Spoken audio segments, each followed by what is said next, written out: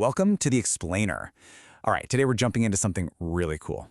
We're looking at a source that says wishing isn't just, magic, it's a science, a predictable one that you can actually master. The claim is there's literally a user manual for reality, and we're about to crack it open. I mean, you know those people, right? The ones who just seem lucky. Things just always seem to fall into place for them.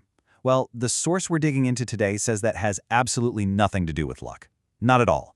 It's all about a set of rules that apparently anyone can learn and apply. All right, so let's get into it. Here's what we're going to cover. First, the wishing paradox. Then, the actual physics of a wish. We'll talk about how to fuel it, the language you need to use, and finally, how to become your own genie. Let's go. Okay, first things first. We've got to totally shift how we think about this. The source we're looking at says a wish isn't just some passing thought, a hopeful little puff of air. No, it's a command, a direct instruction with real, actual consequences. And this is where the author introduces this idea of wishing roulette. It's such a powerful image, isn't it? The point is, when you just wish for things without any real thought, especially when it's coming from a place of fear, the odds are not in your favor. It's like you're not just hoping for the best, you're pretty much setting yourself up for chaos. So this is really the key difference right here. You've got your undirected wish. That's the reactive, panicked kind of thought, like, oh man, I hope I don't fail this test. And then you've got the intentional wish. That's a focused creative force like, I've got this. I am prepared and I'm going to succeed. See the difference? One reacts to fear, the other creates a new reality. All right, let's get into the nitty-gritty, the actual mechanics of this. The source basically throws out the whole mystical magic idea and says, nope, this is physics. It's a fundamental law of cause and effect, and it's supposed to be just as predictable as, say, gravity. And check out this definition. This is a game changer. A wish isn't you just hoping for something out there in the universe to help you. It's an active command, a command you're giving to your own subconscious mind. And that command is what starts steering the ship. It drives your little actions, your micro-decisions, everything to make that wish come true. So think of it like a simple formula. You've got cause, that's your wish, and you've got effect, that's it becoming real. But what's the power source that connects the two? It's your emotion, the passion, the belief, that feeling you put behind the wish, that is what turns the engine on. You know that feeling of frustration, right? When you want something and it just doesn't show up instantly? Well, according to this, that time delay isn't a bug, it's a feature.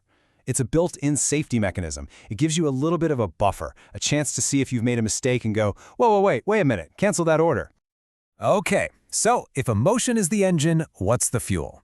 The source material says there are basically two kinds you can use. And one is like high-octane rocket fuel, but it's super volatile. The other is a bit more stable, but maybe a little harder to get.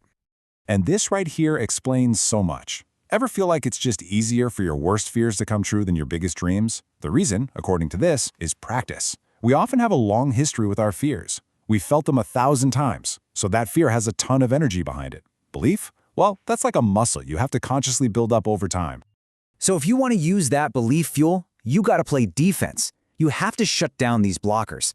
For instance, obsessing over how something is going to happen just ties the universe's hands. And doubt. Oh, doubt is the worst. It's like you place an order on Amazon and then immediately hit cancel order. You're sabotaging yourself. Okay, now this is where things get really, really interesting. The source says that your subconscious works kind of like Google, but it's a very specific kind of search engine. It has this one major quirk. It doesn't really hear negative words like not or don't. Let's take a super common example. I think we've all had this thought at some point. The goal is to keep your job, right? But look at the words you're actually using here. So where's all the emotional juice in that sentence? It's on the word fired. That's the thing you're picturing, the thing you're feeling deep in your gut. So the system just ignores the don't and zeroes right in on the big, scary, emotionally charged keyword, fired. I love this analogy because it just clicks. You have to be so careful with your mental search terms.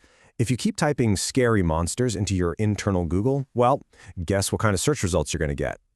So the takeaway here is huge. You have to frame what you want in the positive, always. Put all your focus, all your energy on what you do want. It's a total shift from pushing away the bad stuff to pulling in the good stuff. All right, let's wrap this all up. We've talked about the big paradox, the physics, the fuel, the language, the whole shebang. So now for the big question. How do you actually put this into practice? And here it is, your user manual. Step 1. Word your wish the right way. Positive, present tense. Step 2. Fuel it with belief. I mean, really believe it. Step 3, and this is the toughest one for most of us, let go of the how. That's not your job. Your job is to listen for those little intuitive nudges and act on them when they show up. And, most importantly, don't cancel your own wish with doubt. And really, this is what it all boils down to. It's about a fundamental shift. Are you a passive wisher, just a passenger hoping the bus goes somewhere nice? Or are you an active creator? Are you the one in the driver's seat, actually steering your life where you want it to go? And that's our look at this material. It leaves us with a pretty powerful question to chew on, doesn't it? Now that you know the supposed mechanics, what reality are you going to create?